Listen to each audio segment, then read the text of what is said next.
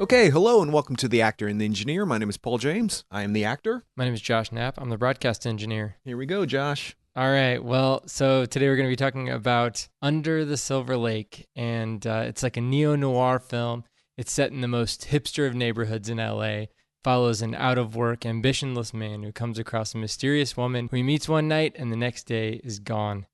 He embarks on a search for her, coming across escorts, a hobo king, multiple mysterious, heavily bearded men, a serial-loving conspiracy theory devotee, an androgynous Jesus, a reclusive, affluent, sausage-fingered songwriter, and a murderous owl woman. So, if you're not on board with that, you should probably stop listening, I guess, because this movie is insane. I was taken aback by this movie. Yeah, I was too, in a good way, though.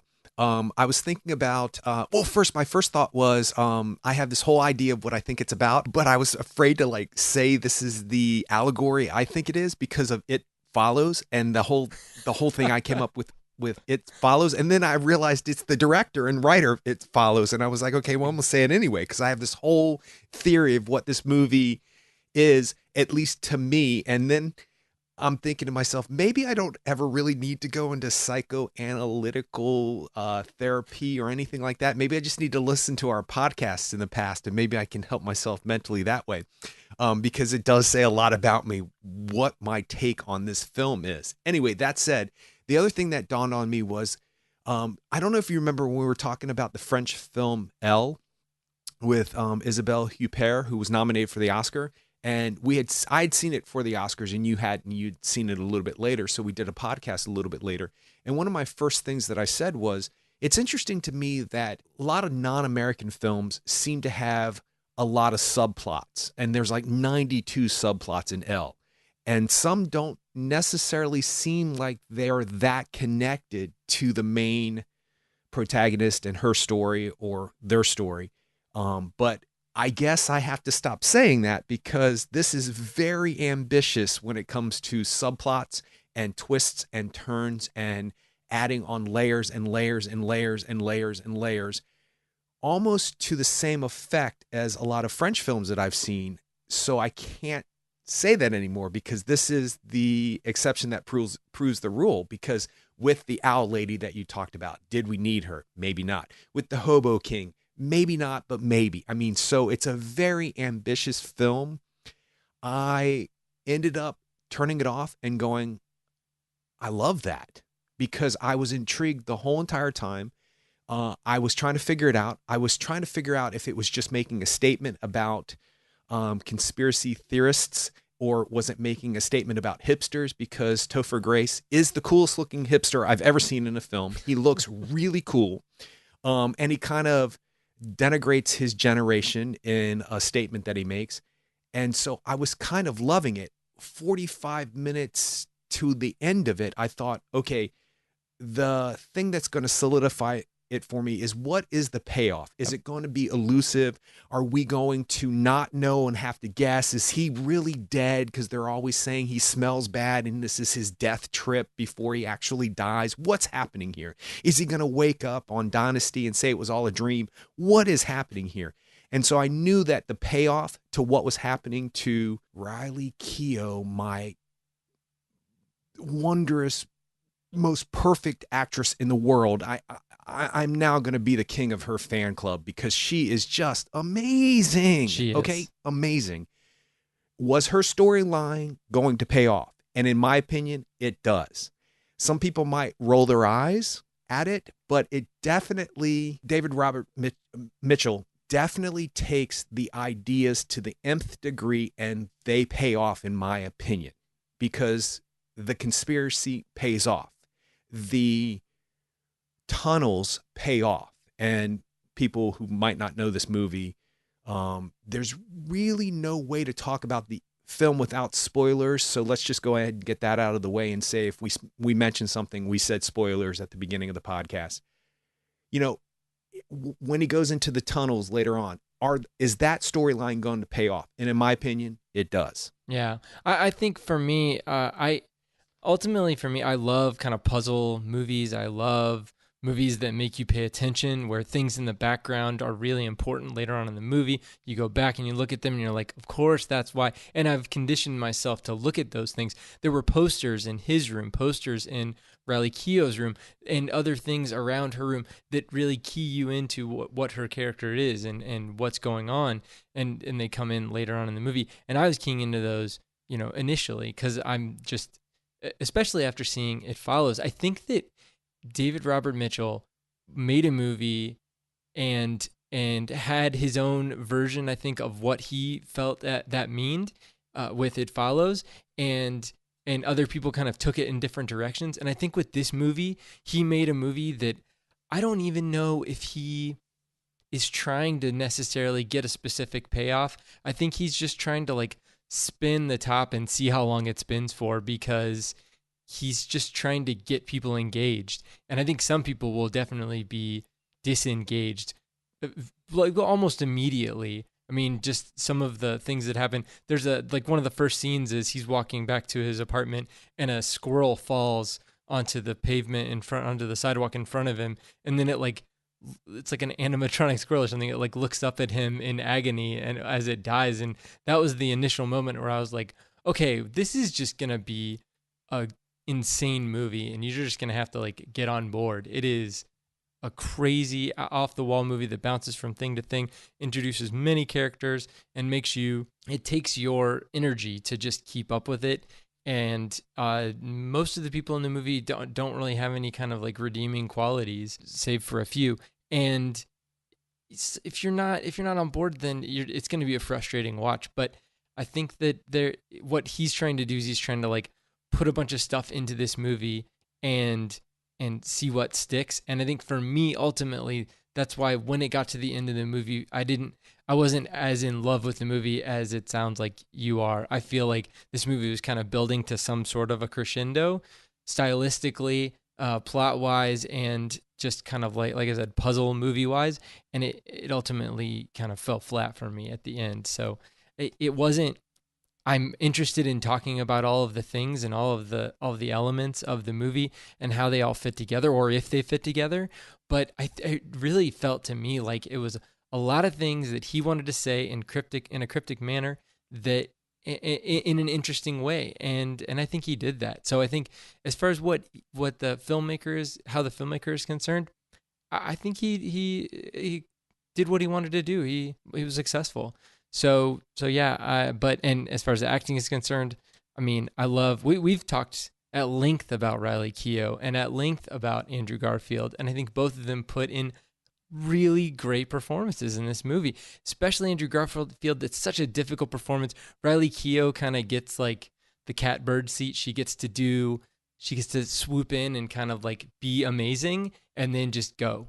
And she's great at that. I mean, she does that in a lot of the movies that we've seen her in. Even most recently, what was the Jeremy Saulnier movie, Hold the Dark? I mean, she was great in that. I saw a trailer for this, knowing we were going to talk about it, and I knew she was in the movie, and I saw the trailer, and I was like, wait, was that her? After the trailer was over with, I was like, which one was her? And so knowing it was her was interesting, because I'm watching for her, and then I'm like, I know she's the blonde. I saw it, but she has short hair in the trailer. What's going on with that? What was that? Is she playing a Marilyn Monroe thing? What's going on? She has a quality, and we've talked about this before. She is unrecognizable from role to role to role. And it's not just that she takes on physical qualities that are different, because she really doesn't. She's not done some big makeup job where she, looks like a desperate housewife, or she looks like a hobo, or she looks like a drug addict. She hasn't done any of those physical transformations, but the way that she physicalizes things, the way that her vocal tracks are different. I could not recognize her voice in this, and I was trying to remember her voice from American Honey. So I went back and I listened to a trailer, and the trailer has the key line in American Honey where she's like, "Oh, you're just like me. You're a true American Honey. You're from Texas."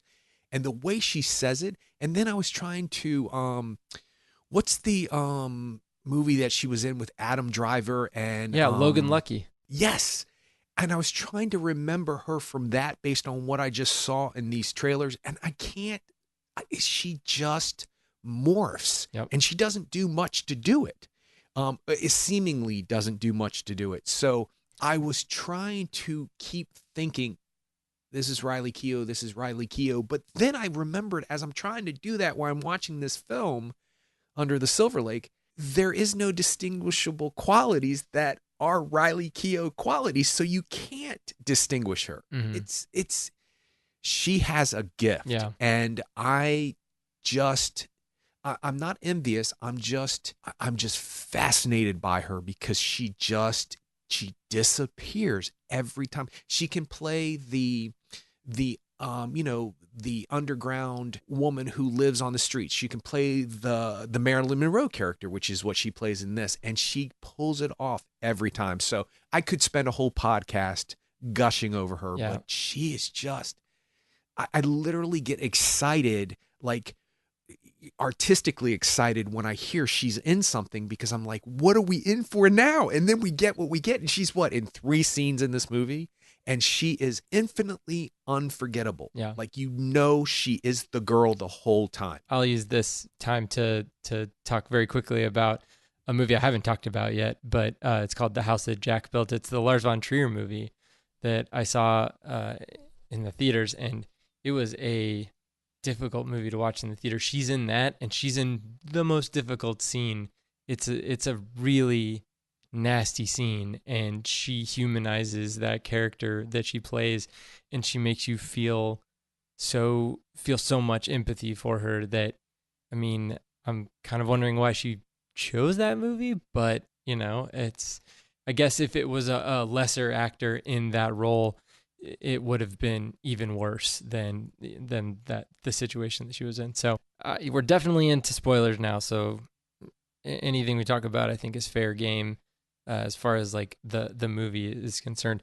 I noticed that there were multiple themes going on as far as like the mysteries. One of them is the dog killer, and the other one is obviously the tunnels that he goes through, and then this kind of like hobo code type thing.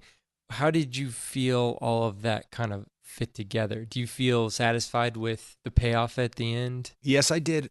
Yes, I do. With the exception of the owl killer, the female nude owl face, the owl woman, I guess is what she was called. Yeah, owl woman. Yeah.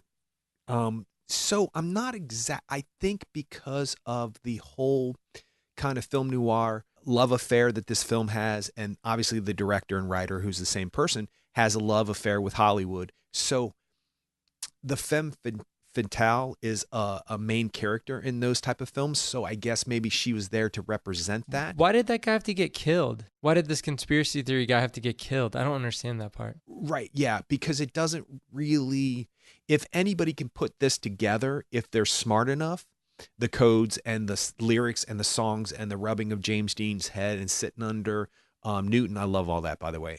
But I love that observatory. It's a beautiful place, and being blessed enough to have been there quite a few times, it just has this feel about it. Plus all of the movies that have been shot there, and of course James Dean being famous for shooting that film there, Rebel Without a Cause. So I thought everything kind of clicked into place, and when he finally finds the map, if you will, and he sees the 3 red stripes on the barrier, and then has to look into the hobo manual to see what that means, then that tied that together for me. It wasn't just the 2 triangles or whatever, the 2 diamond shaped looking things. Yeah. Stop, go away, or don't look, or whatever it meant. Look away or something like that. But so yeah, all of that tied together. And I guess that the one character had to be killed because you actually don't know why. That's actually a very good point, because if he was able to find it out, meaning Andrew Garfield's character, if he was able to figure everything out, or maybe like she's the rich person's assassin. So if you're not able to pay for all of this, which is what the one guy at the end of the film says, it takes a fortune in order to afford what we're getting ready to do. Maybe if you figure out all of this stuff, if you're not able to fulfill the final part of it, meaning being captured in the tunnel and 6 months of pure luxury and all that stuff that he describes, and then you ascend to wherever you ascend to, which I kind of love that, by the way. I know it's hokey, but I kind of loved it. Maybe the owl woman comes and kills you if you can't afford to take the next step, but you figured this out. So maybe you get killed because you might spread the word of how this really happens, and it might become mainstream and it might become known. And then all of the families of all the rich people who chose to do this are affected. And it's this big, farce that the police were looking for a murder and a car accident with this one guy, but could never figure out who the three other women were. So maybe that's what she's for. I don't know. I'm guessing this as we talk. So your initial question was, do I think everything played out? Yeah, I do. I can't wait to see this film again so I can see how quick I should have picked up on it to begin with, because I'm sure there's clues throughout the whole entire film that I don't understand. And I'm sure there's things that are references to old movies and stuff that I didn't pick up because I just didn't get the references. So yeah, I do. I think it all played out. Yeah. Well, the dog killer part, it seems like an open thread, unless he's supposed to be the dog killer. But I don't really think that holds weight, really. No, that's not true, because there's a lot of films out there. The only one I can think of is a modern day film called Son of Sam. But the film doesn't have anything to do with that killer other than the fact that it affects the characters that we meet in the film. Isn't that a Spike Lee film? It is. Is it a SpikeLee film? Yeah. Yes. Adrian Brody, Mira Sorvino, John Leguizamo. Yeah. So that is like a fear that captivated the city. So it had curfews, and it gives it a texture and a layer to the story that we see how the characters develop based on this fear, or this being one of the fears. Or just like a drought or a river that's going to overflow. That is something that the movie is not necessarily about, but it is a constant threat, and it's a constant outside antagonist that colors the film and allows the characters to develop in certain ways. And so I think the dog killer was just that. And I think that's represented when he meets up with the daughter of the guy who gets into the car accident, the rich guy who gets into the car accident, when her and Andrew Garfield's character, what is Andrew Garfield's character? Sam. When they're walking down the street and they decide to go into the reservoir and take a swim, she says, maybe we shouldn't be out here right now because of the dog killer. And he says, well, we don't have a dog. And she said, well, I don't think that a person who has no respect for dog life would care about human life. And he's like, yeah, you kind of have a point. So it textures the environment, and it allows the characters to have an automatic obstacle to work against. So that didn't bother me as much as trying to figure out what the deal was with the Pulp Fiction character of Owlwoman.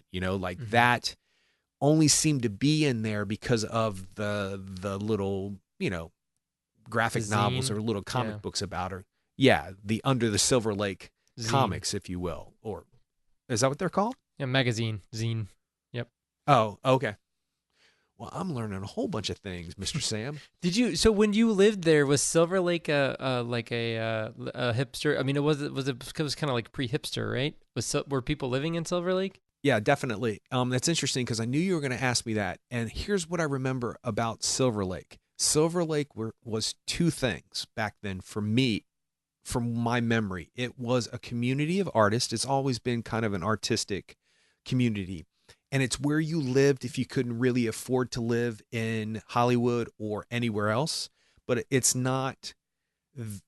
close. Everything's 20 minutes away in Hollywood. That's true. They say that in Clueless. It's kind of true on any of the given freeways, but it's a traveling situation. When you live closer to Hollywood, it's easier to get into auditions at 8 o'clock in the morning and then go to work at 10 o'clock and then go back to an audition at 12 o'clock.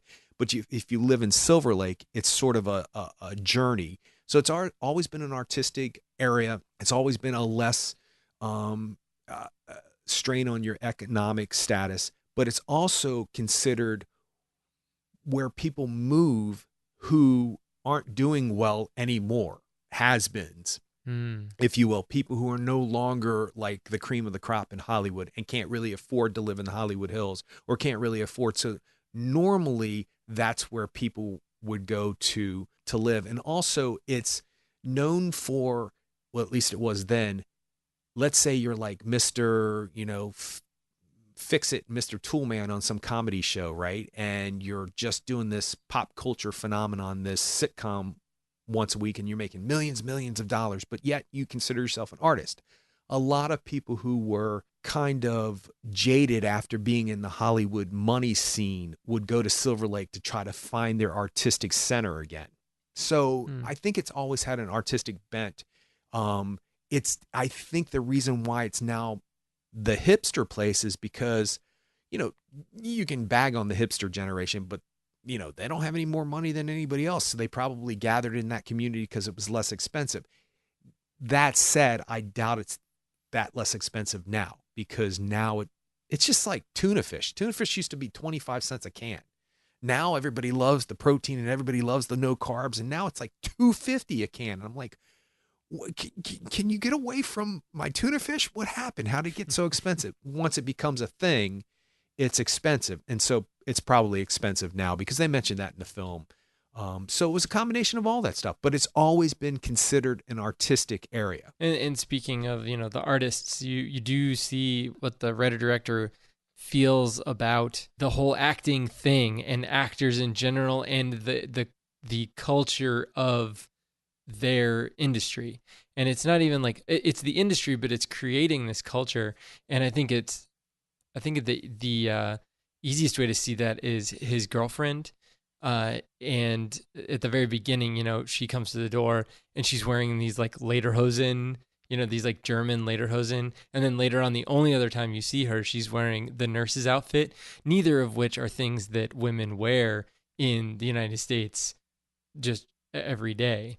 I mean, maybe if you're in Germany and you're doing some sort of like I don't know, some sort of a performance, you would wear lederhosen, but nurses don't wear what she was wearing. So to me, it made me think that he was maybe talking about like how fetishistic these kind of, and I don't know if she's been requested to wear those things to her auditions or not, but it's not even like the getting of the part or the actual, like, once the part has been cast thing. It's the act of having a casting session and getting a bunch of these women who are all attractive and all look great and are wearing whatever you tell them to wear, which in those two cases were very fetishistic things. Like, they were very sexualized versions of clothing for women and only very specific to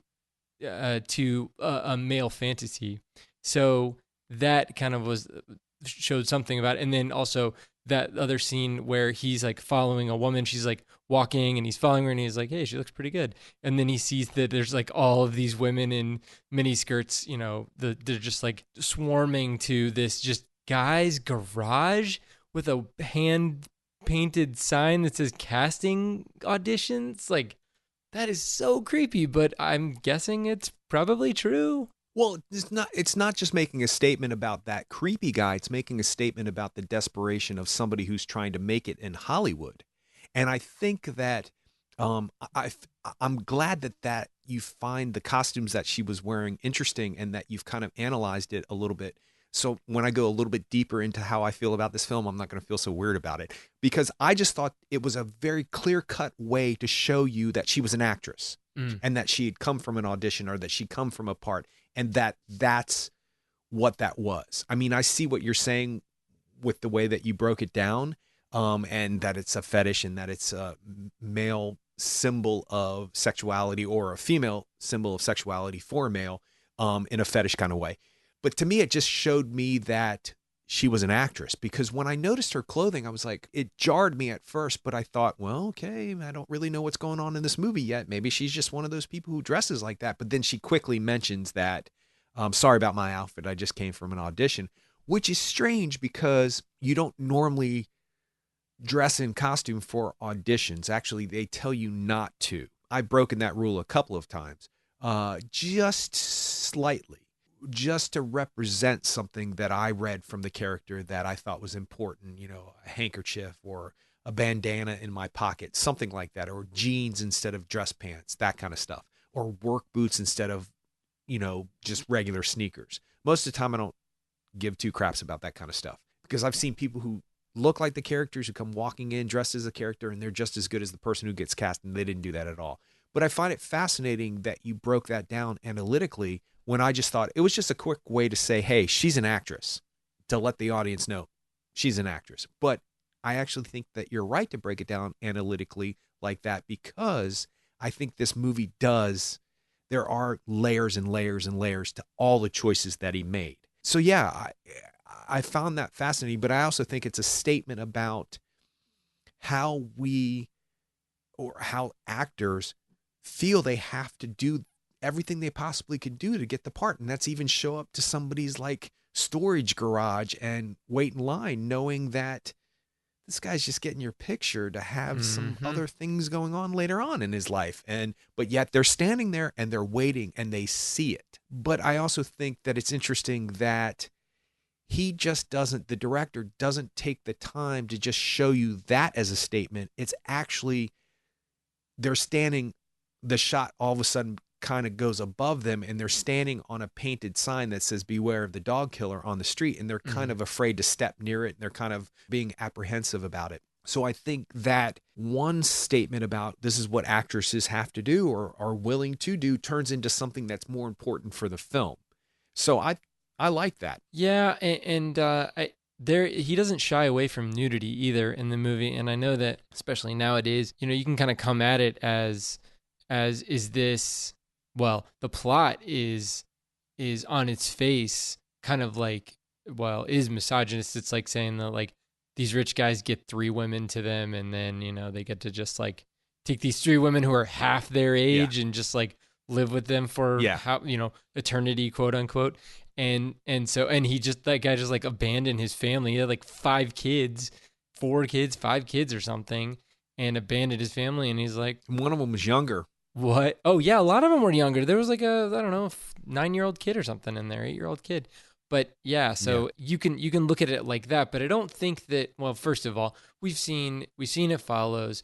I don't think that he's looking for this isn't a Cinemax movie. He's not looking for a way to put naked women on the screen. So I tried to look past, tried to look deeper than that, and tried to figure out, why he didn't shy away from the nudity that he showed, and just to see what he's kind of pointing out, because he definitely doesn't shy away from focusing the camera on a woman's form. In fact, the first shot of the movie is that woman, I don't know how old she is, like that woman like trying to scrub off the beware the dog killer that was painted on the coffee shop window, and she's wearing a t-shirt and she is very well endowed, and so there's definitely a lot of motion going on there. So it's something that you kind of just like you just kind of like go right to that, and he lingers on that shot of her, and then you see him turn right around. Well done. You see him turn right around, and he focuses in and zooms in on 2 girls in the back that are talking. You don't even hear what they're saying. He doesn't even know them. They don't never show up the rest of the movie. It's just, he's just fixated on the female form. And so, I can imagine it would be very difficult not to be if you're in LA, where pretty much everybody who lives there, at least in his little bubble, is an actor, was an actor, is a failed actor, and is doing something else until their big break shows, until their big break comes. I mean, so you're going to be around all of these, really attractive people. So, and the lady across the street across the way with the parrots and stuff, she was probably an actor, and now she's just a new agey nudist lady. So yeah, I mean, it's like he can't get away from it, but at the same time, he's playing into that too. He's got an apartment he can't afford because he doesn't have a job. He has a Mustang GT. Do you know how expensive that car is? It's an expensive car. Yeah. there's no reason for him to have that car. And it's None. all about representation. It's all about representing that you deserve the part, or you deserve the job, or you deserve the whatever. And then you're just kind of like faking it till you make it. And statistically, nobody makes it. Statistically, there's fractions of a percentage of people that make it, quote unquote, in Hollywood. So it's got to be difficult to go through that. But I mean, and maybe that's what he's trying to do with that. But I think that it's very well done by your description, by the way. And you handled that really well, describing what is happening to the young lady in the beginning of the film, because, you know, I'm a human. Come on. absolutely, and so am I, but that's not my thing. But I was noticing the exact same thing, and that's purposeful filmmaking, in my opinion. It's not just gratuitous. It means something else, for me at least. At least that's what it felt like. And I think that the scene when he's having sex, what is the actress's name? Oh, Riki Lindholm. She's awesome. She is in a musical comedy duo called Garfunkel and Oates, and they are amazing. You should look them up on YouTube if you have not heard them. Definitely look them up on YouTube. They're hilarious. She is in Joss Whedon's version of Much Ado About Nothing, the black and white film, which is brilliant, by the way. It should be what American students watch to understand Shakespeare. I just saw it for the first time. Have we talked about that? I'm not sure if we had. Yeah. It is so understandable. It's ridiculous. I smiled and giggled the whole time because I know that play. And I've seen Kenneth Branagh and Emma Thompson do it. And, you know, that was a really great version. But you also have Keanu Reeves in it, and he's a little off. And there's some stuff that's off in that. So I never really understood a lot of it per se. But every single second of that film makes sense. And it's Shakespeare. And the cast is great, and she's superb. Like, she's really a standout. Anyway, when Andrew Garfield Sam, and they just call her actress in IMDb, Riki Lindholm, when they're having sex in the beginning of the film, you know, it's a very, very graphic sex scene per se. I mean, we've seen it before in films. It's not graphic, like, it's not unusual to see this type of sex scene, but it's no longer about sex, an intimate thing, even if it's just sex buddies. And that's obviously what they are. They're just obviously young people who are really cute, and they really like each other, and they get together and they have fun. And it becomes about priorities. It's not her priority that she's having fun with her sex partner. She drifts away to a Kurt Cobain poster and sees that it's not signed by Kurt Cobain. It's signed by his daughter. And she just has this conversation about how cool that is. And it's no longer about this intimate act. It's about, hey, look, you have touched greatness because you had somebody who was born of greatness, finger quotes, sign a poster of greatness. And now I am no longer focused on you having sex with me. I am focused on you touching greatness. Yep. So I think that that's why the scene in the beginning of the film with the woman washing the window is important, because most people would see it as a shake, rattle, and roll type of shot, when it's not. It's about, there is somebody going around killing dogs, and she has to get off a vandal who, put graffiti on her business window, and she has to wash that off. It's kind of a serious thing that she's doing. But yet in Hollywood, it has to be the young lady with the tight t-shirt who is well endowed, who is moving in emotion that allows us to know that we have to see stuff that is there. And so the point to all that is that it's a really interesting way that David Robert Mitchell, I have to look at his name every time. It's a very interesting way that he adds texture to his movies by adding these small things in it that mean simple things to some people, but really it's really layered. It's really, really layered. And I think the reason why you don't hear the two girls or the conversation is because I think he's making a statement about women being treated as objects in Hollywood. So why would you need to know what they were talking about? Because they're just objects. Yeah. They're just beautiful toys to look at. So it's fascinating how deep he goes. So that sex scene that we were talking about, it does have another interesting part to it. Like, after the Cobain thing, the TV's on and it's in the news, and they look over and they see that it's the guy's dead, the millionaire guy is dead, and you get to see family and all that stuff. But there's a couple things that go on there as they're still having sex and they're learning about this. The Ricky Lindholm, her character, is actually visibly emotionally affected by it. So she is in the act of having sex and crying, not about anything to do with the sex, but about, losing this, this guy, this rich guy who I guess did a lot of philanthropy and all that. But it's a total turn in her, in her emotion, but yet the act is still going on, which shows you how decoupled they both are from the act itself. And he focuses on the daughter of that rich, the rich millionaire guy who he ends up meeting later on. He focuses on her, and I think the reason why he's focused on her is that she looks a lot like Riley Keough. Did you notice that? Like, I thought it was Riley Keough, like in a disguise or something. I thought it was too, but then when you meet his ex-girlfriend at the end of the film, Yeah. I think she looks more like his ex-girlfriend, the woman who's on the billboard. Then I see what you're saying though, because I did think I thought, well, okay, well, there's this mystery is not as deep as it zooms in on her and he finishes. So it's kind of like, wow. So he's really like focused in on that and this other woman. At least that's what I took from it. But anyway, so yeah, that was interesting. Just how all of that's all wrapped up in one little scene, and then Ricky Lindholm. Oh, she's not gone. She's like the voice of reason because they're just having fun. Yeah. They're just buddies. They're just hooking up. It's not that serious. You're attractive. I'm attractive. This works physically. Okay, cool. I find that type of relationship fascinating because that's just not how I work. But I mean, if I found that kind of relationship, I might be into it, but it's just never happened to me. The point is that once she realizes that he goes deeper than just this superficial relationship that they're having, after she reads the little comic book, zine, what did you call it? Yeah, the magazine, zine. But it makes sense why people call it that.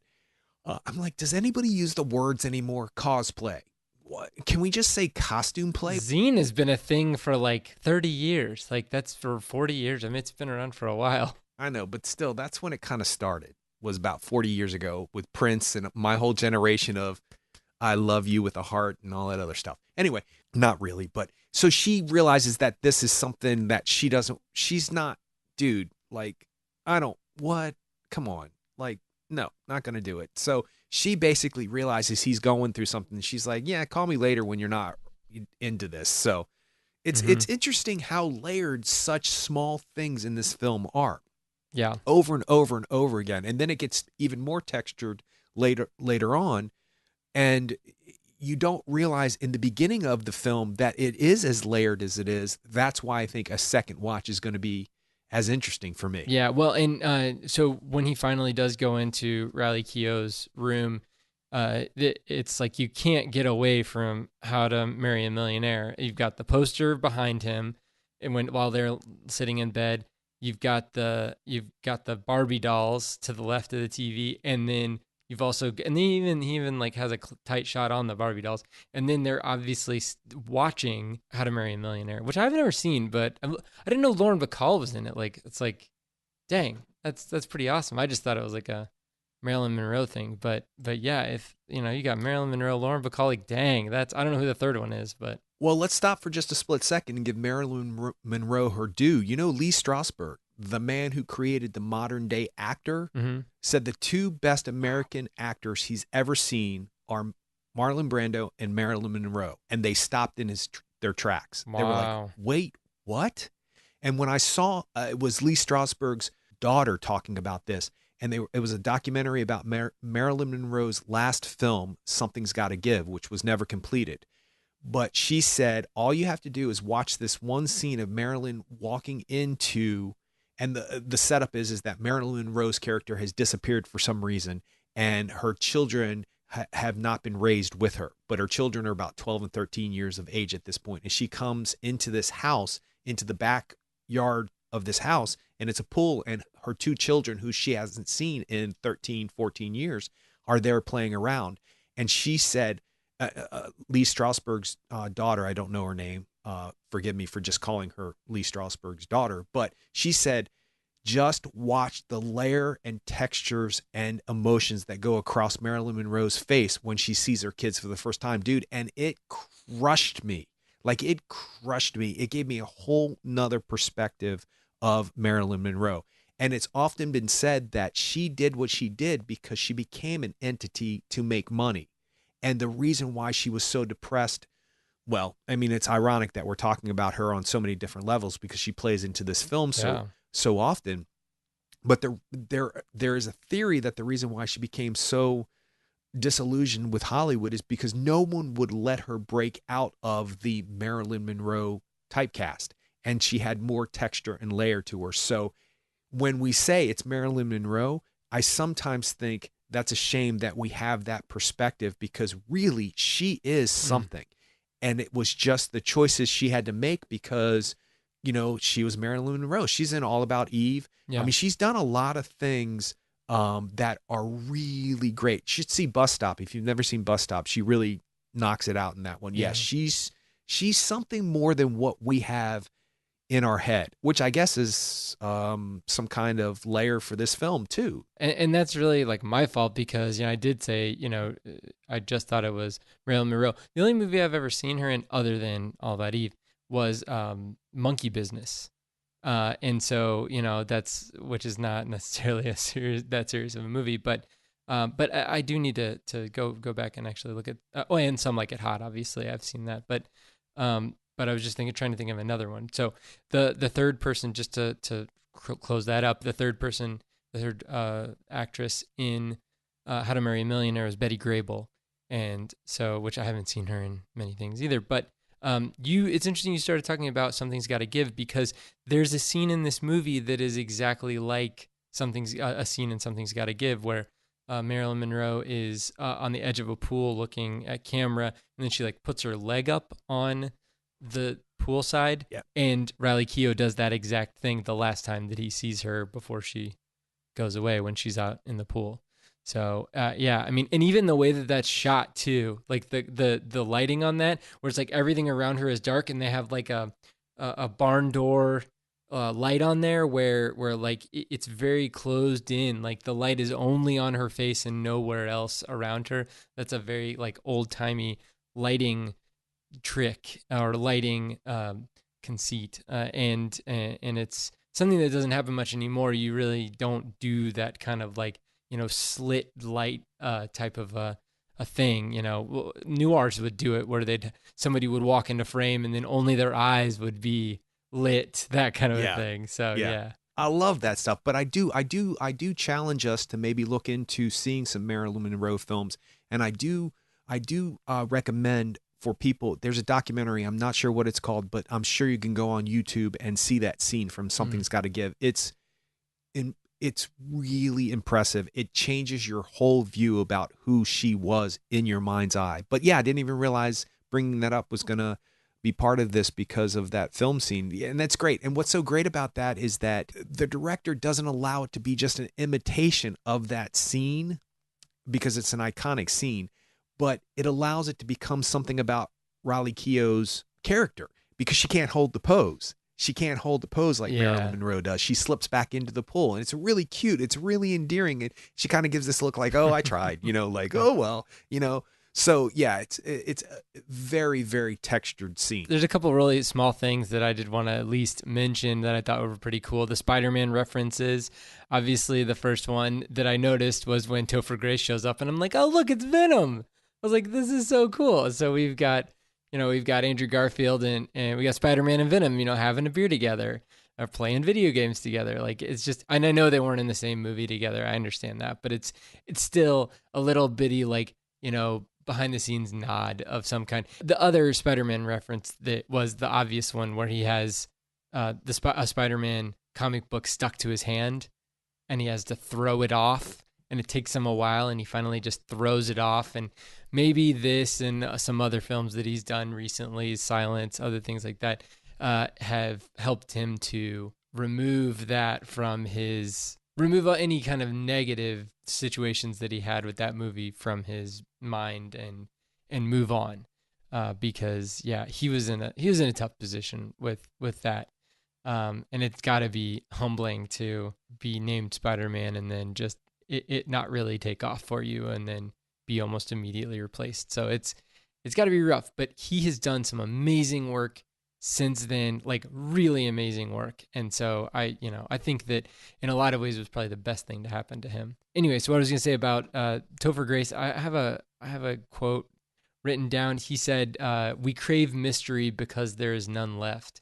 And that's kind of like really, I mean, it's a statement on, even though this movie supposedly was taking place in 2011, I read, but at that time, still, even there was the internet, and the Sam character does use Google in this movie. So I was noted right before that. I was like, man, nobody's really like I mean, they're using their phones to call each other, but they're not really like using their phones. They're not doing like using their phone for mapping or using their phone for anything like that. Or there weren't like text messages flying back and forth. There wasn't like a find my iPhone type thing to try to like track somebody down.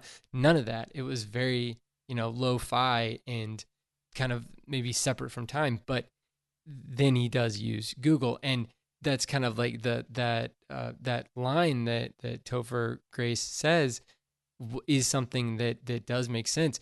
And I think that also brings up the whole conspiracy theory thing. We want to have mystery in our lives, but everything can be explained, for lack of a better term. Almost everything can be explained. So we end up manufacturing things like, oh, I don't know, the world is flat or something like that. People really believe that stuff. And I think that there's multiple reasons why they would believe that, but none of them are based on science. So, it's kind of amazing that as humans, we crave these things that we can't understand, and we will make them up if we don't see anything in front of us. So I don't know. I thought that was a really cool line that kind of like helped to encapsulate a little bit of what this movie is trying to get at, I think. All right, so I'm going to go back for just a real quick second. I thought that it was cool that it was an amazing Spider-Man comic book, first of all. And I think that, yeah, I think that you've read it a little too deep into it, but I love that you did. I think it was just a reference to, and I think you're right. He's shrugging it off because I know that was a challenging time for him and it had to be a really hard time for him. But I also think it's a reference to like Spider-Man always getting stuck to stuff when he first becomes You're Spider-Man because he right. doesn't know his own That's power. right. Yeah. Although that was more of Tobey Maguire than him because in the Amazing Spider-Man he actually creates the webbing, which is what he does in the comic book. And so I thought that was great. I thought that was a very obvious, unobvious way to handle something because it's a pop cultural reference, it's a comic book reference, and this is written all over this movie up to this point. So it's not done in vain. It's done with purpose. And then, did you notice the Thor magnet on the refrigerator? Now, maybe I'm reading a little too much into it, but Tom Holland and Chris Hemsworth kind of went back and forth during junkets. Oh, And there's a big like YouTube thing where they're playing with each other's doll, and Chris Hemsworth brings out Spider-Man, and he's like 4 inches tall, and then he brings out Thor, and he's like 12 inches tall, and he makes all these comments. I can't remember if it's Tom Holland does it but there was this back and forth at the beginning of Civil War yeah. with Tom Holland and Chris Hemsworth. So I don't know if that was an ode to that or if that's just a comic book reference, but Yeah. it seems almost too on the nose to not be some kind of reference. Like, Andrew Garfield's like, well, I dodged that bullet, even though it wasn't really a bullet. It was just kind of like sparring back and forth. Or it could be Andrew Garfield saying like, "I'm Team Thor." There you go. There you go. There you go. Which is great. And then Topher Grace, who I really like a lot, and he has a tendency to show up and just do his job very well. But like I said at the beginning of the podcast, he just looks really cool. He looks like a hipster you would want to hang out with. Not one of those ones who are just going to bag on everything because he's got nothing but he doesn't have an opinion of his own, so he's going to bag on it. I'm not saying all hipsters do that, but that seems to be something that I've noticed from my personal interactions, if you will. The thing about there's no mystery, what I find interesting is that life with the ultimate question, and we're going really deep now, the ultimate question of what happens after death and nobody knowing it is the ultimate mystery. So maybe we come up with these fictitious mysteries because we can't answer the one mystery that we won't know until after we die. So there are a lot of things out there like that Ancient Aliens show. I mean, at first I kind of scoffed at it. Like, really? Come on. You know, the first 15 minutes, I'm like, that could be anything. That could be anything. The next 15 minutes, I'm like, that's pretty good. That's pretty interesting. And then the next 15 minutes, because it's an hour long show, I'm like, I could see how they put that together. I can see how they put that together. I can see how they got that from that. And then the last 15 minutes, I'm like, it's Ancient Aliens. That's the only explanation. So I can see how people want that, but there are a lot of things that are confusing about how Kurt Cobain died, how Marilyn Monroe died, how these things, how JFK was shot. There's a lot of strange things that really bode well for it being a mystery and bode well for it being a conspiracy. So it's not like we just need it, so we make it up. There are a lot of unanswered questions that just don't make sense. And sure, there's probably one logical answer for everything. But it just, your mind as a human being, maybe because the ultimate answer of what happens after death is always looming somewhere in our consciousness or subconsciousness, we have to find these mysteries in life because we can't answer this last question. I know that's really deep and really dark, but maybe that's why these mysteries are so important. But I like the fact that that scene was more about how men are being raised to believe in these fictitious worlds, these video games and these comic books and all this other stuff. They're not being raised to, or they're not attracted to the reality of life. They're always trying to escape from reality. And they make it a point to say men. They don't say humans. They don't say people. They say men. So I think that's a statement in amongst itself that, you know, guys are maybe need to hunker down a little bit more and try to investigate these things. I'm not saying I'm telling people to do this. I'm just saying maybe that's what the filmmaker is trying to make a statement about, that men need to have illusions because the delusions of life are just, you know, there's a great REM quote, which is interesting that I'm going to use it right now because there are two really cool REM songs in this movie from an album called Monster, which I thought was interesting that those two songs came from an album called Monster, but not ultimately my favorite. I have two other ones that are my favorites. But anyway, there's a line from one of their songs that not everyone can carry the weight of the world. And it's actually the refrain of the song, and, or chorus, I guess. And I think that that's true. I think that men are brought up to kind of deflect and not really delve deep into things. And maybe that's the filmmaker's statement at that point. Maybe you kind of got to give guys a break because we want to escape and we don't want to deal with the reality of this life. So this is why comic books and graphic novels and these things are important to us. Anyway, I don't know what point I was making to that, but it sounded cool in my head. Well, but and I can kind of see that, and I can, but at the same time, I think that as far as the conspiracy theory part goes, really, what it ultimately came down to was rich guys. Like, that was the whole point of all of it. So there really isn't much of a conspiracy when it's just a bunch of really rich people spending a bunch of money to do things that they don't want anybody to know that they're doing. That's not, I mean, I don't know if that necessarily constitutes a conspiracy, other than, I guess it's not, I mean, it's not out in the open, but it's not like there's any kind of like a, you know, it's not like we're trying to prevent people from knowing that we never went to the moon or that there's aliens among us. You know, it's just easily explainable. It doesn't mean that it makes sense, but it's easily explainable in that it's like, yeah, these old guys want young chicks to live the rest of their lives with. And I don't know really what happens. I'm not really sure.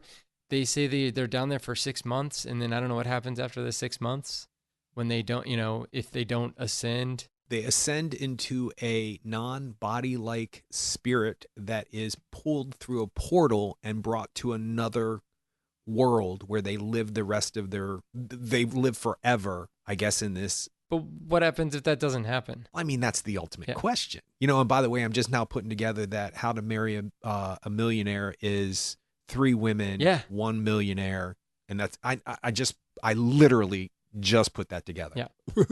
See, that's great. See, I love that kind of stuff because it didn't dawn on me until you just started talking about it. I was like, oh, okay, I get it now. And you know, those three escorts, even though you don't see a man that they're with, you know that they will be a harem or whatever you want to call it. They will be those 3 girls will be a group for another rich man. So the Oh yeah. balloon girl, the short red haired girl, and then and the other girl will all be, they don't know who they're gonna be with, or I don't know how all that works, but you can tell that they're kind of being set up as another group. The conspiracy thing is that this other world exists and that we can access it, but it costs a lot of money to do what you have to do before you access it. So you have to keep it hushed up, but they still have to let people know about it. So they give out clues.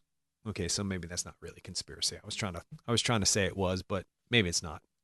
Maybe the hushed upness of another world and being able to ascend, and that's the word they used, into another existence that no longer needs a body, and that you can live there with your three beautiful women for the rest of your existence, which is really misogynistic.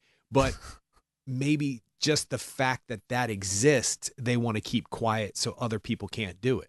Yeah, I guess I don't know if it does. See, that's the thing, is that I'm looking at it from the standpoint of like, how are you going to get three young, attractive women on board to be locked in a room with you for, if you're an old guy, for however many years or whatever, like you've got to give them Ask the Charles Manson sisters. well, I mean, how do you get three young, attractive women to go kill somebody without you doing a thing but talking to them? I mean, yeah, I don't know. I mean, think they're that's the least. they're rich too, but I don't know. I guess I'm just saying, like, I don't know if the whole like ascension thing is. I don't know. I mean, I'm not sure if it's. I guess I don't know what happens at the end. What happens after those 6 months? Are they sealed in there forever and ever, and nobody ever checks on them or shows up or goes in there or opens it up? And Yeah, because remember he says, oh yeah, I don't know. Well, they said that they can't. Nobody can ever get back into it because it's sealed by a half a mile's worth of concrete or something like that. Yeah, that's what I mean. Like, so she's down there, and she's down there forever till she dies, and she will never see another person ever again, other than those two other women and that, that one guy. So, I mean, I don't know. Okay, but if Oof. I'm trapped in a room with Riley Keough for the rest of my life, yeah. and that's happening with me, I'm good. Me too. I'm good. But Like, I feel sorry for we're Riley good. Keough, though. But wait, real quick. I think that has a lot to do with, you say that, how do you get three women to do that? But how do you get women to show up in miniskirts to your garage? It's about an illusion of something else, or a delusion of something exactly. else. That's what I'm saying. And the ascension is the delusion of something else. Maybe so, but maybe they're just at the point where their acting career hasn't taken off, and now they're 25 and they're doomed for middle age at 25 in Hollywood. Jeez. And they've got nothing else better to do than, and it didn't hurt that the billionaire was a very attractive man who seemed to be charismatic. I mean, we don't hear and see a lot from I don't him. think he ever says anything. No, he doesn't. But he on the news he does. He says something about his charity or his philanthropy at some point. We haven't talked like one word about the songwriter scene. And for me, that's because that seemed very out of place and almost pointless. So tell me what I'm missing with the songwriter scene. I will start with a confusion and then get to why I think it's an interesting scene. I usually start with the positive, but the negative for me is, why did they need a middle-aged guy to play an older guy? Why didn't they just get an older guy to play it? I thought it was Andrew Garfield or Topher Grace or Riley Keough. I thought it was the Tilda Swinton of the film. Yeah. But isn't it great that we just made a reference that only people who've seen that film would know what we're talking about? I love that. Because that's the type of thing in podcast that would make me search for hours. What was that guy? Why did he just say Tilda Swinton? Anyway, maybe I'm more interesting to myself. But anyway, so that was confusing to me. Maybe the actor, who I like that actor, he was just on something that I just saw. He's in Russian Doll. Oh, okay. The Netflix series. Mm-hmm. And he's kind of a douchebag in that. But he's very good. I like him very much as an actor. But maybe there had to be a reason why they casted a younger actor. So I had to get over that really quick. But what he was saying, I thought was interesting because it makes sense as a scene. Does it necessarily make sense for the movie? I'm not sure. I think for the movie, it solidifies the fact that we have these allusions to what we think is great and what we think is greatness. And that Kurt Cobain as a singer-songwriter is the end-all be-all of this generation's greatness, and that, he was real, he was down and And dirty, he was counterculture. literally garage countercultural culture. He was grunge rock. He was garage rock. He was just the epitome of the truth of the nature of rock and roll. And everything else is just pop shit. That's always bothered me. And it's always bothered me with Kurt Cobain. I think that Kurt Cobain is an important musical figure. And I own all four of Nirvana's albums, and I love almost all of it. There's some stuff on Incesticide that I don't really care for, but that's just a taste thing more than it is a quality thing. So it's great that they use him as the figure to debunk. And I think what this guy represents, the songwriter represents, that everything that you've been fed is an illusion. It's not true. We have created this for you so you have been inundated with these things your whole entire life to believe these things. That song that was important to you when you first had sex, that song when you first turned 16 and got your car, that poem, that play, that movie, all were contrived to make you feel that way.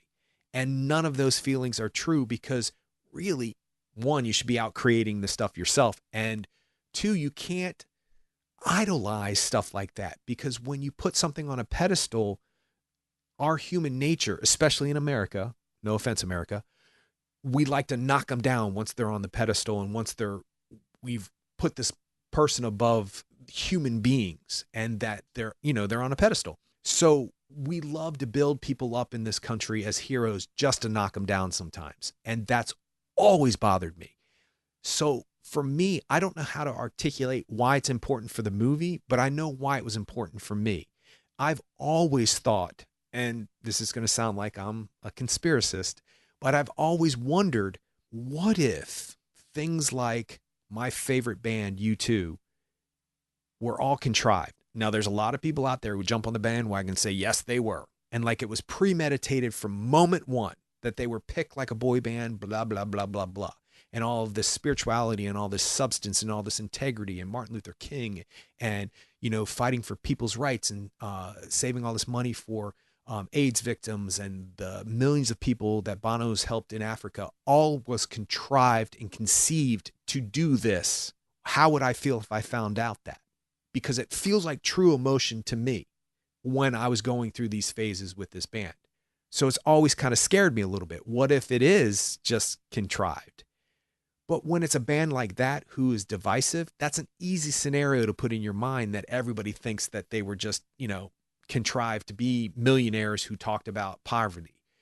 But when you put it in with Kurt Cobain, who is this epitome of artistic trueness, it gives this uneasiness to reality. And so I think the songwriter was just trying to explain to the guy, hey, you can't put your soul into something somebody else does, because it might not be what you think it is. How is it relevant to the movie is a whole nother question. I don't know if I made any sense talking about all that, but I understood why that scene resonated for me personally. I mean, I can see that, and I think symbolically it does make sense for the character at the point that he's at in the movie. But as far as the movie is concerned, like, it doesn't seem like that's a real scene. Like, in fact, when he's walking up to the house, did you notice that it's a matte painting? Like, Yes. It's not even close Yes. to real. But I thought it was kind of cool that they're Yeah. using a matte painting in this movie, because, like, last time I saw a matte painting in a movie was Robin Hood, I guess. When we talked about Robin Hood, the Adventures of Robin Hood, they use those all the time. But I don't know. Is what happened in that house, is that house even real? Is that part of the movie real within the movie, or is that just some sort of like fever dream thing? Because of the way that he like bashed in that guy's head was kind of like extreme and comical. Not comical as in like haha funny, but in like just a unnatural way, like how his face got caved in. It's not realistic at all, really. So, and the fact that this guy is, first of all, he's trespassing. So the guy I could see the songwriter having a reason to want to defend his home or whatever, but at the same time, he's relishing in all of these things and then just pulls out a gun and sprays it around. So I don't really know. I don't know. I don't know where that fits in to the rest of the movie as far as like what if that part is not real, how many other parts of the movie are not real? You know? I mean, maybe the squirrel at the beginning, looking up at him and like reaching up and asking for mercy or whatever, like that maybe that's not real. I mean, I understand how I could see that not being real, and it's adding in, and that's the first inkling of surrealism, but the whole songwriter scene was completely surreal.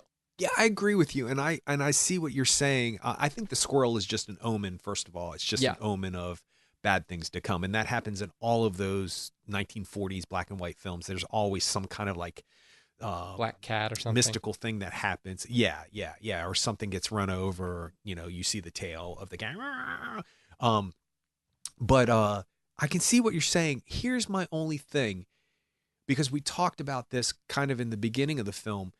Was it a fever dream? Is he going to wake up? Is he really dead? Because they always talk about how bad he smells and all that other stuff, which I'm not exactly sure why that is in the film to begin with. Now that we find out that he's not really dead and it's not a fever dream, if it wasn't for such the reality of the end scene, or closer to the end scene where he finally goes to the mountain, which I don't think that mountain really exists in LA, or that hill or whatever it is. It might.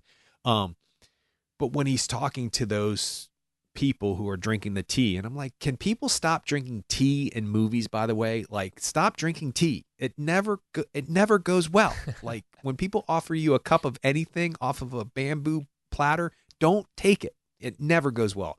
But since the ending was so based in reality that it really was happening, that Riley Keough was in this tomb, and that these people believed that they were going to ascend, and that all of them, and then he was let go, and then he's like, don't tell anybody. There's no indication at the end of the film that any of this was, I like your term, fever dream.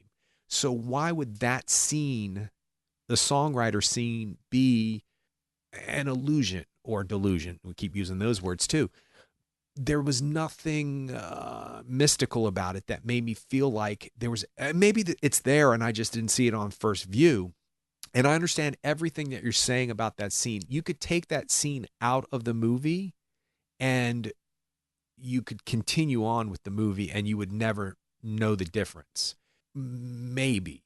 I just don't know how it connects. So there's no indication that it's a fever dream. So I'm thinking it's reality.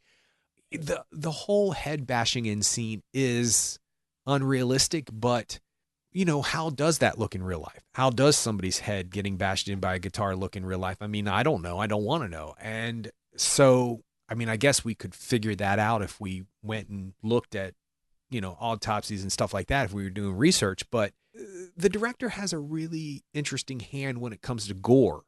It's there, and it's large when it's there, but it's subtle throughout the whole entire film. Like the scene when he goes and the friend who tells him about the cereal and gets killed by the owl lady. The blood in the bed is very, it's thick, and it's a lot for that small Yeah. place. It might be a little too much depending on what happened with the murder. And then there's blood splatter on the wall, but there's not a whole lot. So it's subtle, but it's there. So maybe that's just his stylistic view of how he thinks somebody would get killed by Kurt Cobain's guitar. I don't know. I think I'm rambling on because I don't know any of the answers for myself, and I don't know if they're there. And I'm wondering if, and normally I don't like to talk about on a second view, because I think you need to get what you can get from a film on its first view, because we have limited time to watch stuff. And I'm not saying that it's not good to rewatch stuff. I rewatch stuff all the time. Speaking of which, Field of Dreams is getting released for a 30th anniversary in the theater. Yes. So I will rewatch that film in the theater, and I've seen that film many, many times. But the point is that should you have to watch a film a second time to completely understand what you should have seen the first time? I don't know. It's a question I don't have the answer to. But I think you're absolutely correct that that scene has no seeming relevance for what else is going on in the narrative. But that's what the code that he breaks down brings him to that guy. It brings him to But he got that Jesus. from the oh. No, he didn't. No, no, no. He breaks down the code in the song and then goes to Jesus and said, "Why did you do that?" And he said, "I didn't do that. There are three." I guess it's this. I guess it's the ultimate. It's the ultimate. They live. You Yep. remember that film where everything that you're seeing. It's a great movie, by the way. I love watching that movie.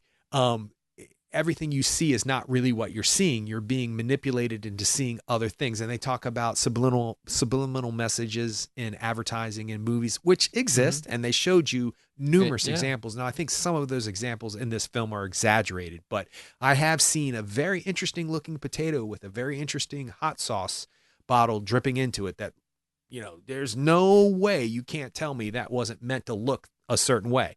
But so subliminal messaging happens, but why did he need to reach that guy and be told that everything that you love is a lie? I don't know. Maybe that's David Robert Mitchell's way of saying that everything in Hollywood is really a lie and that we can't base our souls on movies. That said, thank God I have theater in my life. And that's the other thing that we haven't brought up is that I'm amazed that he was allowed to make this movie with the budget that he had without really, I'm guessing, much of any interaction with the studio.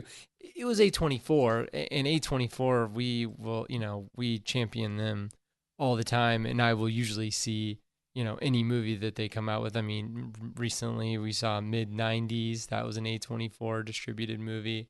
I mean, Lady Bird, they definitely, It Comes at Night. So they definitely give movies and filmmakers especially, give filmmakers chances.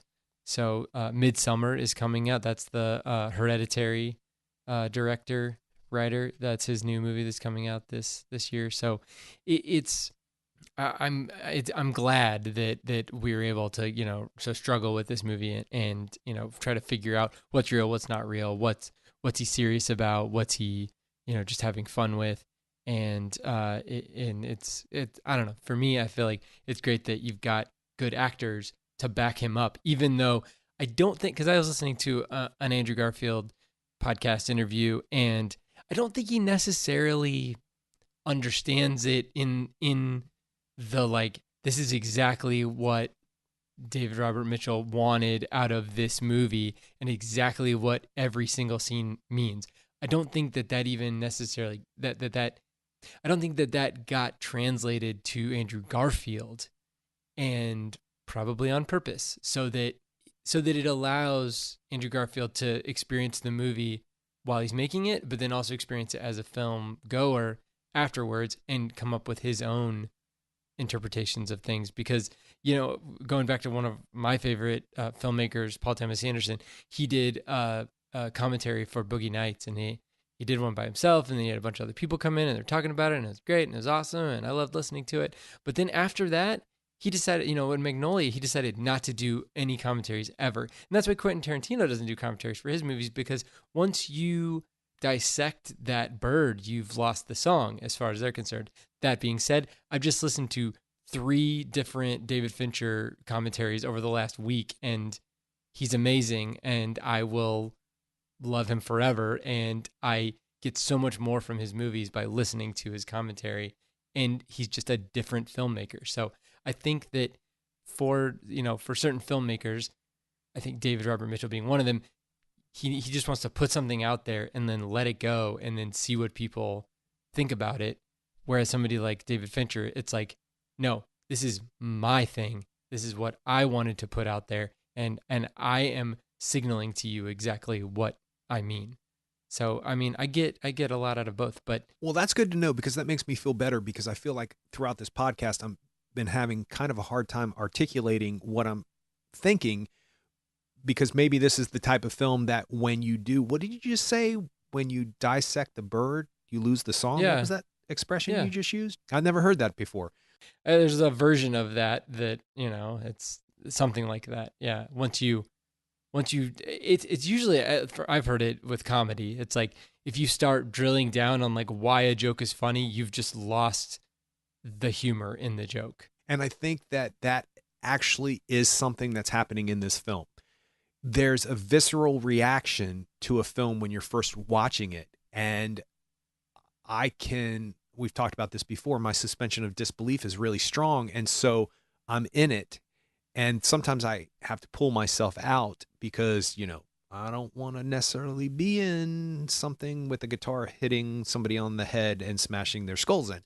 So maybe this is the type of film that when you're watching it, what you're feeling is the most important part. But to sit here and to analyze it and to try to figure out what he actually meant is not as relevant.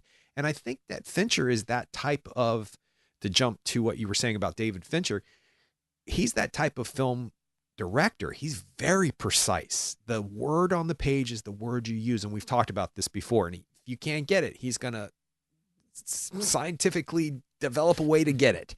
And he's going to put it in the computer and he's going to get what he wants. And I think I learned that when I was watching the commentary on Panic Room and they were talking about something to do, I can't really remember the specifics, but there was something to do with the house and they couldn't get a certain shot. And he was like, that's why we're building the whole house. That's why we're actually building this brownstone. So you want to know why we're spending all this money? This is why. Because this angle won't work with that angle, won't work with that camera movement because. Yeah, I just listened to that commentary, and he did bring up the fact that it's when Raul is busting the ceiling above him and there's all this plaster coming down. And he said that like every time we did that, we had to reset, and they pulled down the ceiling and they put in a new ceiling, but it took like less than an hour. And they were able to do that because they weren't in a real house. They were in a set. They could break things apart and they could just, shove it in and reset. And cause you can't just like stop down and then start up again. You have to start all over again every single time. So having that flexibility of being able to control every single floor, every single wall, it allows you to be more efficient, even though it costs a lot more money and it takes a lot more time initially to build the thing. But yeah, it's smart. Yeah, but after his first film, you give Fincher what he wants. I'm sorry, you just do because you've learned, and it's actually a reassuring feeling knowing that somebody like David Fincher is out there and says A plus B equals C in my film. This is why. Yep. It's nice to know that he has a succinct way he wants you to look at it. I like that. Or a concise way to look at it, I guess is the better word.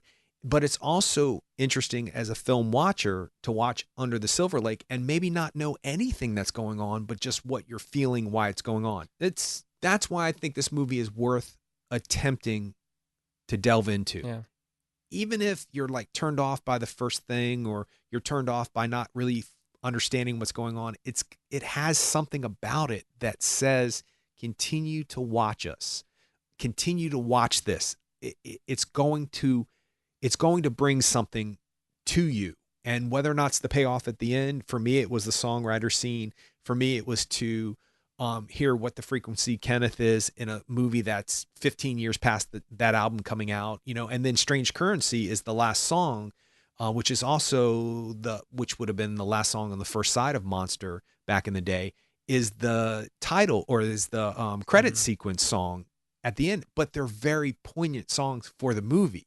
So it's good. The only thing I'll say about that is we've talked about this before. What are people going to do 50 years from now? What are they going to bring out that's 20 years old in their films when they're still using stuff that's 20 years from my generation? So it's going to be interesting. And all of those songs that the songwriter's playing on the piano, all are from a certain generation. Hound Dog was in there, and that's Riley Keough's grandpa. Yeah. Yeah. It's pretty cool. He also was considered an amazing actor who didn't get a break because he was who he was. And a lot of people think that, and this is conjecture, but a lot of people think he would have gotten his due as an actor. I loved Elvis as an actor. I watched all of those movies when I was growing up. We talked about that during our Godzilla podcast. I would stay up late at night. My parents would let me do it on the weekends after about the age of 10 or 11. And I would watch old Elvis movies and old Godzilla movies, and I loved it till like 2 or 3 o'clock in the morning. I'd fall asleep in the chair.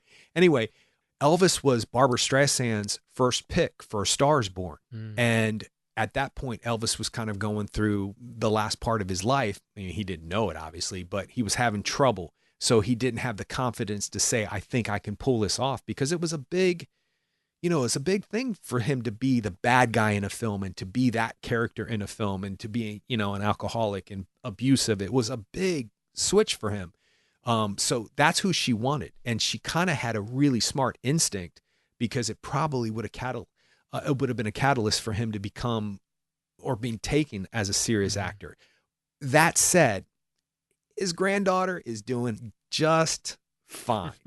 His granddaughter is proving that the acting bug is in that family, no doubt about it. I think it's one of those films where I'm going to do research about how people feel about the film. I don't do a lot of research before the podcast, unless I'm completely confused and I need to see how other people feel about it, because then that makes it easy for me to get my thoughts together. But this is one of those films that I feel possessed to figure out what other people have thought. Now, that said, after It Follows, I don't want to be disappointing, and we never got to the point of what I thought this whole film was about, which actually is kind of good. So we'll just leave that. All right, let's do it. Well, it's real quick.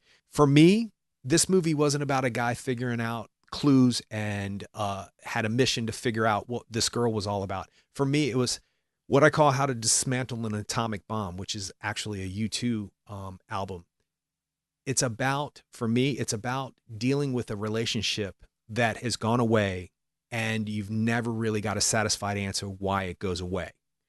Unrequited love, if you will. Like I said, it's probably nothing that the filmmaker was thinking of. And I love when I was doing all that analytical thing about It Follows and you were like, he said it's just a dream. And I was like, oh, I thought it was all this metaphors and all these symbols and stuff like that. But when the film was over, if anybody wants to ask me how I feel about unrequited love, because you see that all the time in movies, and what it's like to try to deal with someone walking away from you that you felt something for, that you didn't expect somebody to walk away from you, I'll say from now on, watch Under the Silver Lake. And if they get it, they get it. If they don't, they don't. Because because he becomes obsessed with why she's gone. Yeah. He has no reason. He's not connected to her. And she says that to him later on in the film. But you only kind of just met me. You don't even know me. Yeah. But that's even more to my point. You don't really know that person who walks away from you, and you're still having feelings for them, but yet you didn't really know anything about them, because they're able to just walk away. If they had the feelings you had, or even some of the feelings you had, they would never been able to just turn around and walk away. So anyway, I don't want to go into a big tirade about that, but that's symbolically what I feel about this film. Yeah, I mean, it can be read in a bunch of different ways. And I think that's exactly what David Robert Mitchell wants from viewers. He wants viewers to engage with it and then take something away from it by looking at all those references and then picking out which things you think are most important and which things may not be as important. And then, coming away with for me, I think at the end of the day, I am a more formulaic type of a person. I think that, that's why I gravitate towards things like David Fincher films, where there is a clear path and he is leading you down that path, and he's using, filmic conventions to keep you in the between the rails. And this movie doesn't do that. It acts like it's going to. You have a main character whose name's Sam. It's a noir, like maybe like Sam Spade from Maltese Falcon. It's like, all right, I can get on board with this. Like, we're gonna do this. It's gonna be clue, clue, clue, new person, and it's gonna lead to, this is it. This is the key. But I think that it's kind of unsatisfying at the end in a lot of ways, because all of these kind of like offshoot clues for me, I didn't have as much of a solidified, codified reasoning for the film. And I need to be able to follow the maze to the end, and that's what I want out of a movie, and that's me. That doesn't mean that the movie's bad. It just means that like it didn't end the way that I had hoped. But I still got a lot out of it. Unrequited love, my brother. Unrequited love. There you Everything go. you just said right there is unrequited love. Oh, all right. For me. But what you just said right there, that's it. Yeah. All right. Well, that's a good note to end it on. You can check us out on the web at actorandengineer.com. Go to facebook.com/actorandengineer, or you can tweet us at actorengineer. We'll see you next time.